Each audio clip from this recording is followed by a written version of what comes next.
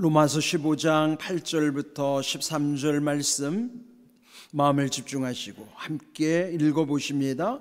내가 말하노니 그리스도께서 하나님의 진실하심을 위하여 할례의 추종자가 되셨으니 이는 조상들에게 주신 약속들을 견고하게 하시고 이방인들도 그 긍휼하심으로 말미암아 하나님께 영광을 돌리게 하려 하심이라.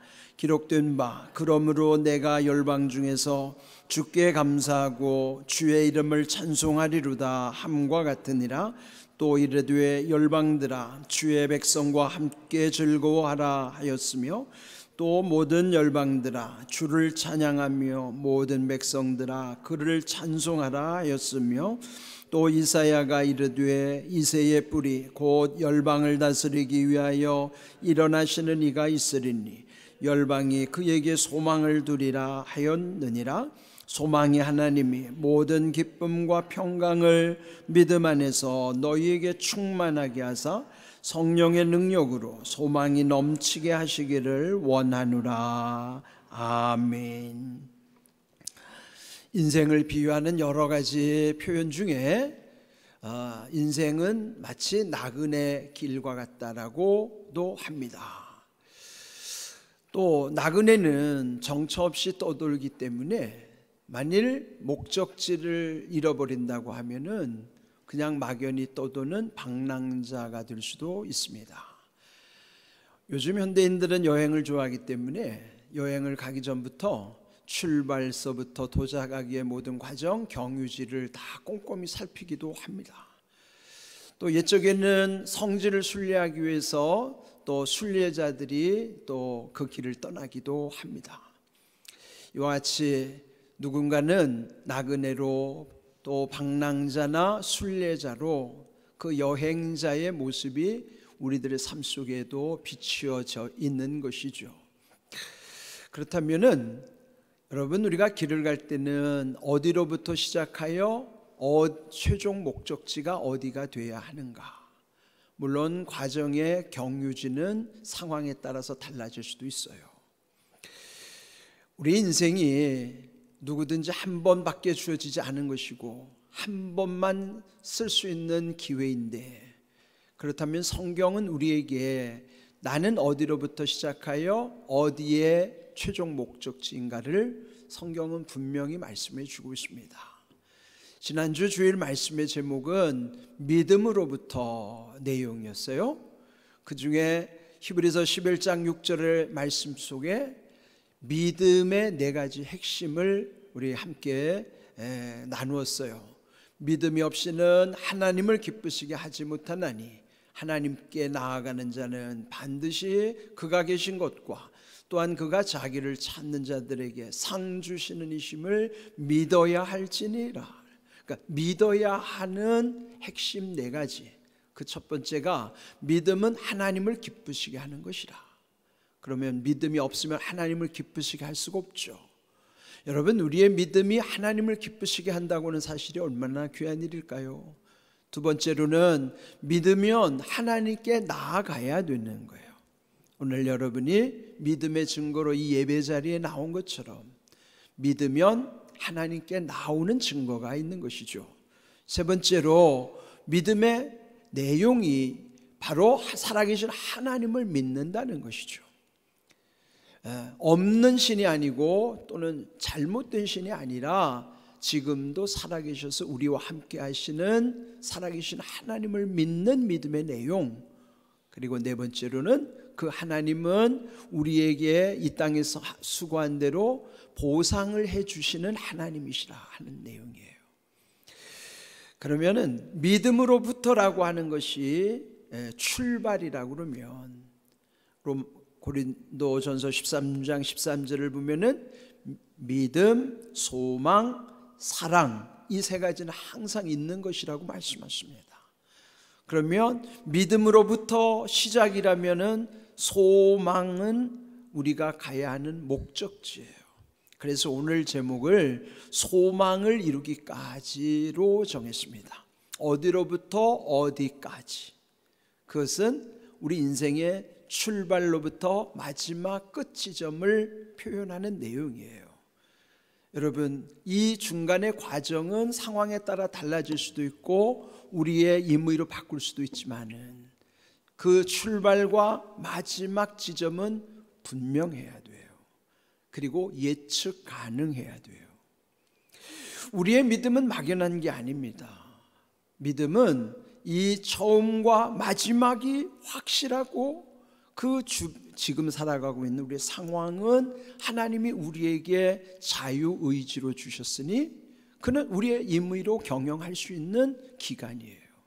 그렇다면 시작과 끝, 어디로부터 어디까지는 명확해야 되고 분명해야 하고 예측 가능해야 된단 말이에요. 오늘의 말씀은 지난 주일에 이어서 믿음으로부터 오늘 제목은 소망을 이루기까지라고 하는 거예요. 그렇다면 소망이라는 단어는 마지막 우리가 가는 천국으로 바꿔도 의미가 통하는 내용이에요. 그 천국을 이루는 그날이 소망이 완성되는 것입니다. 그러면은 믿음으로부터 소망을 이루기까지 이런 모든 하나님의 섭리는 누구도 예외가 아니에요. 로마서 오늘 읽은 이 로마서를 통해서 소망을 이루기까지 우리가 거치는 과정, 단계가 있습니다.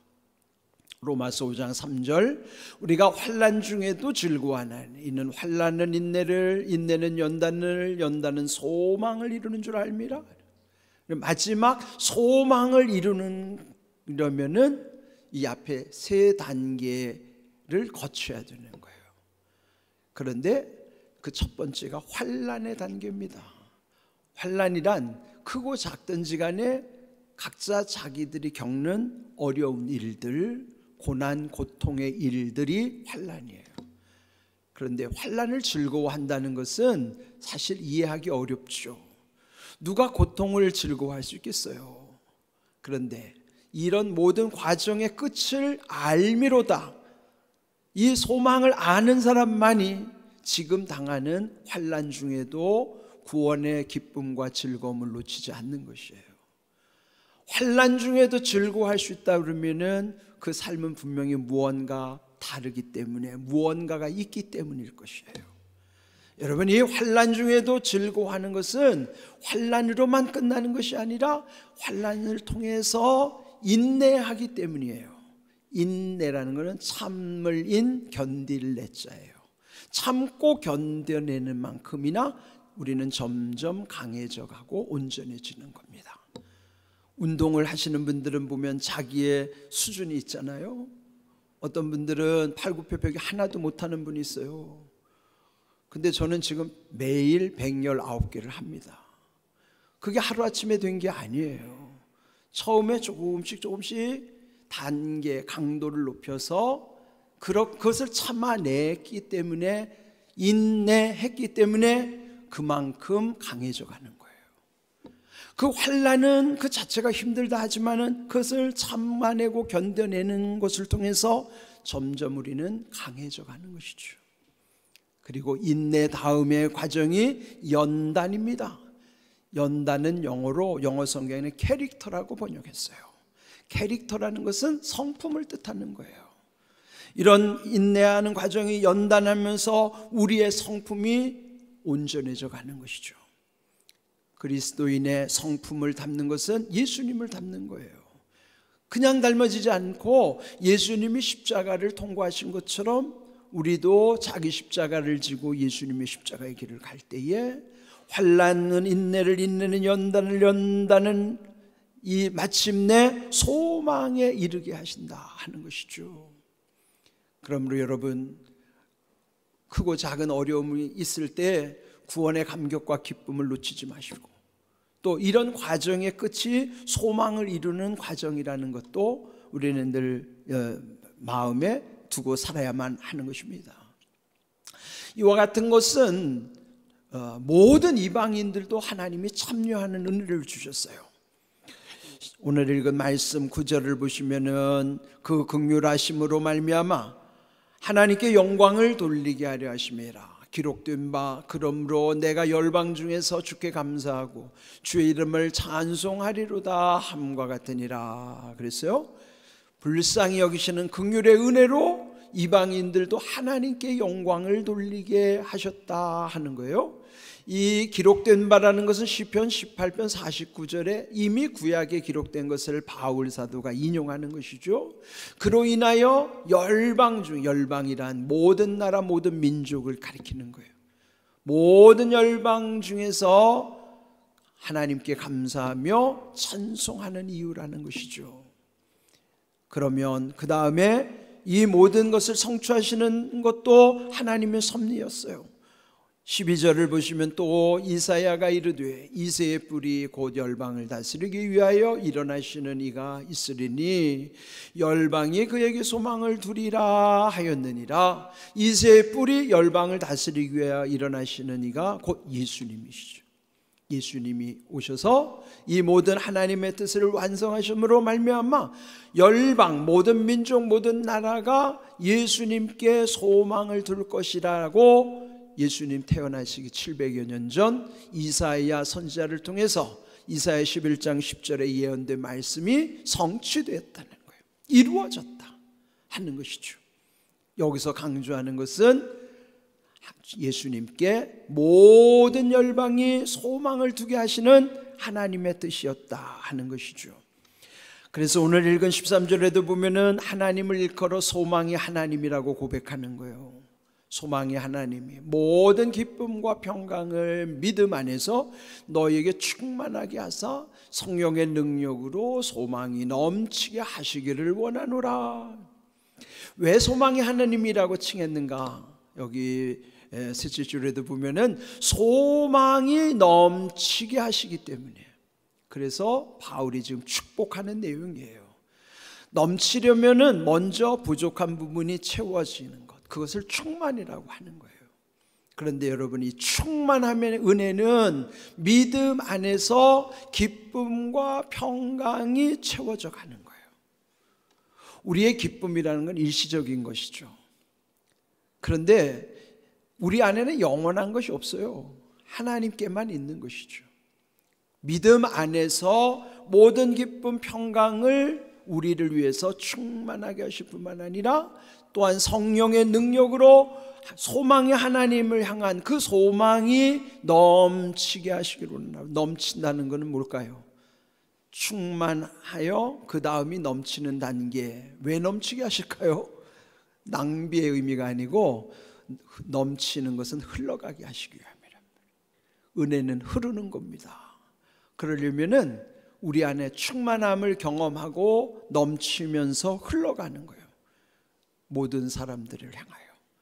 그것이 축복의 통로되는 비결인 것이에요. 오늘 우리가 이 소망이 하나님으로 인하여 이런 모든 것이 충만하여 흘러 넘쳐가게 하시는 하나님의 은혜.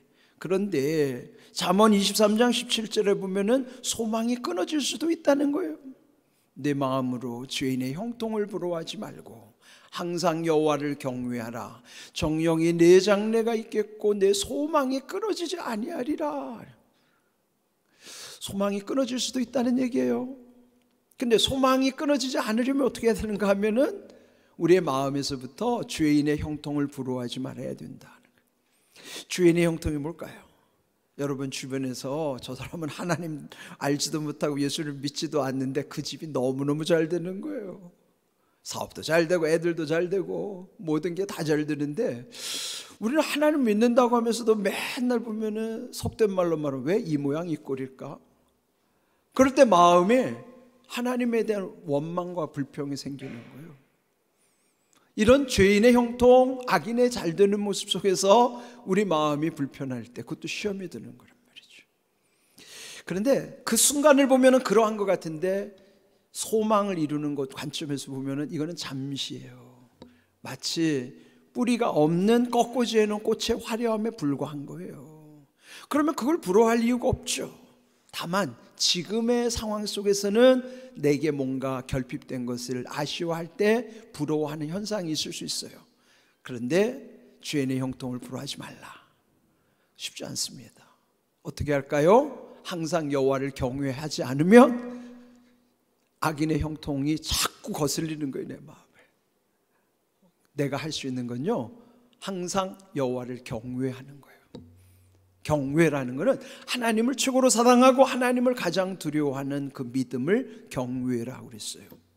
그 믿음이 있을 때는 죄인의 형통이나 악인이 잘 되는 것이 불편하지도 않고 부럽지도 않아요. 그래야만 정령이 장래가 있고 소망은 끊어지지 않는다 하는 것입니다. 여러분, 우리는 연약하기 때문에요, 넘어지기도 하고요, 그러다 보면 소망이 끊어질 수도 있어요. 그러므로 우리가 이렇게 믿음으로 구원을 얻었는데 그 구원의 완성이 소망이 완성될 때란 말이죠. 로마서 8장 24절을 보시면은 우리가 소망으로 구원을 얻었음에 보이는 소망이 소망이 아니니 보는 것을 누가 바라리요. 만일 우리가 보지 못하는 것들을 바라면 참음으로 기다릴지니라 그랬어요.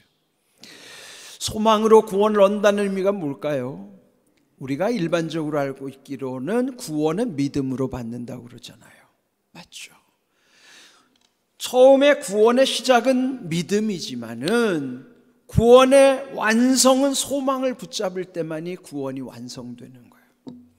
구원은 이미 우리가 약속을 붙잡는 순간에 구원이 이루어졌지만은 그것이 완성이 되려면은 소망이 끊어지지 않아야 되는 거예요. 그는 뭐예요? 소망을 굳게 붙잡아야 된다는 거예요.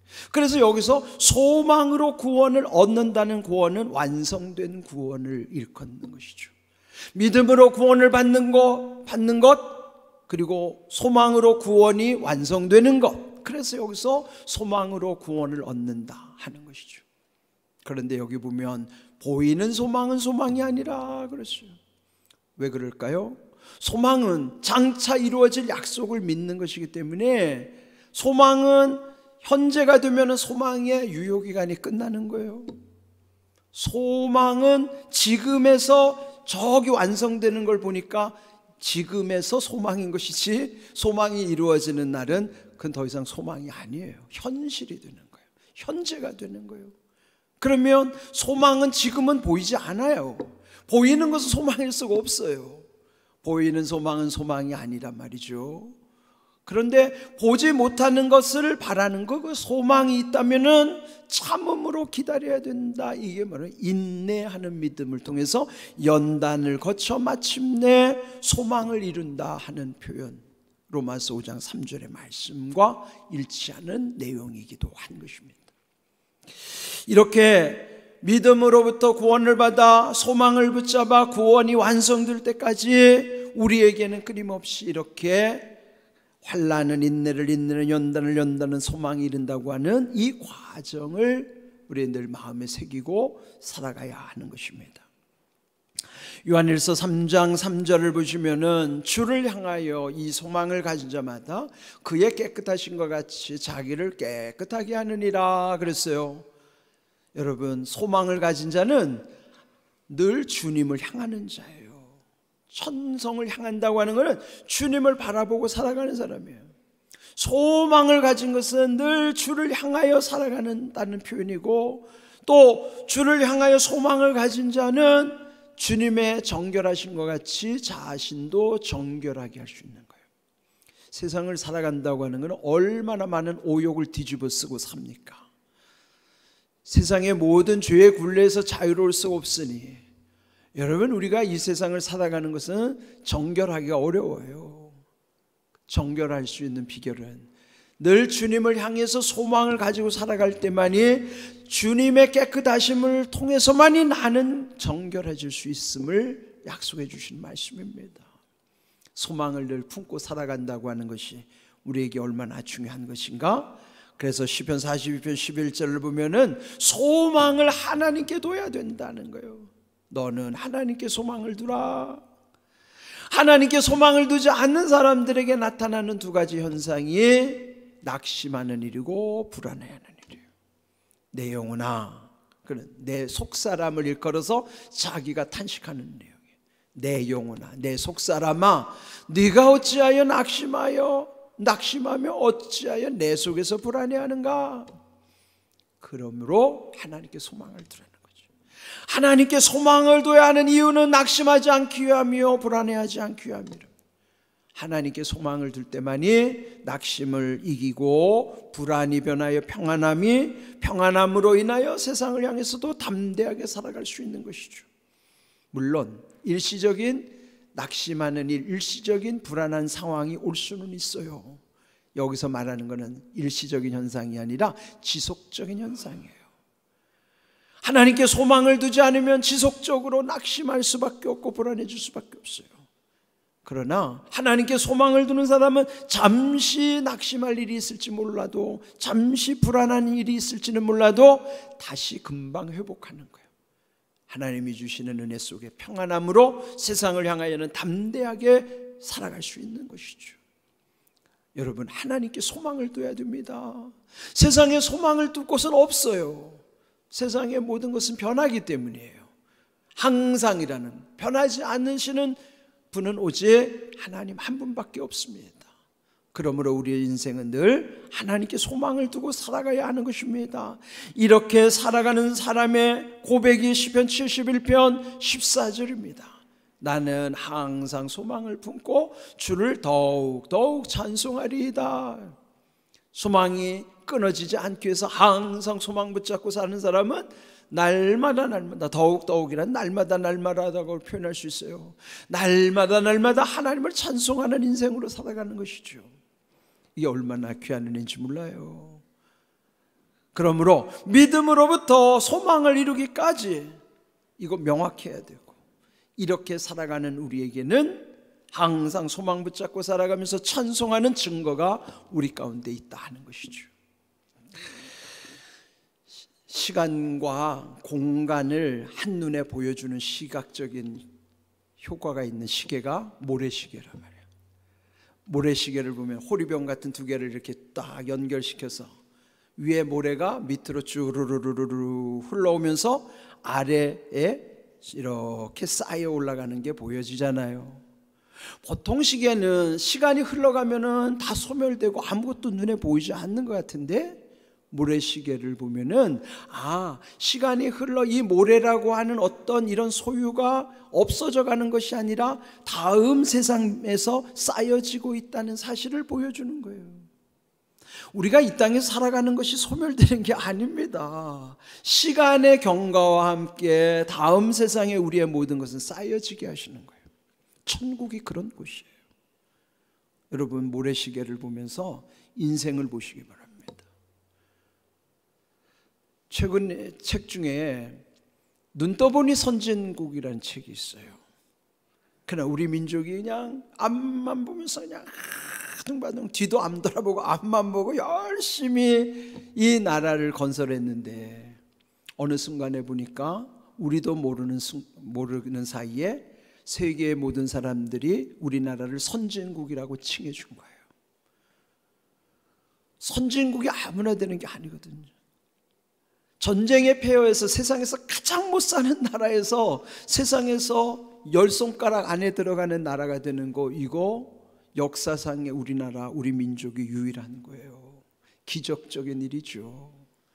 그래서 쓴 책 제목이 눈 떠보니 선진국이에요. 그런데 우리의 마지막 눈을 뜨는 날이 천국이어야 됩니다. 눈 떠보니 천국이 되어야 된단 말이에요. 눈 떠보니 지옥이에요? 그럼 이건 인생이 허무한 거예요. 그 책의 제목처럼 눈 떠보니 선진국은 우리 조국의 모든 것을 기록한 내용이라면, 우리 성도의 모든 사람들이 마지막 우리의 인생의 책의 제목은 눈 떠보니 천국이어야 된단 말이에요. 그런 감격을 가지고 살아야 됩니다.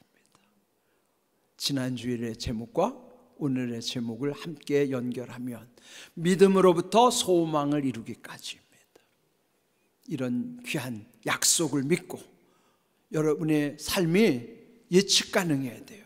그런 믿음으로 사셔야 돼요. 이런 귀한 은혜 가운데 하나님의 은혜를 누리기를 주님의 이름으로 축복합니다. 아멘.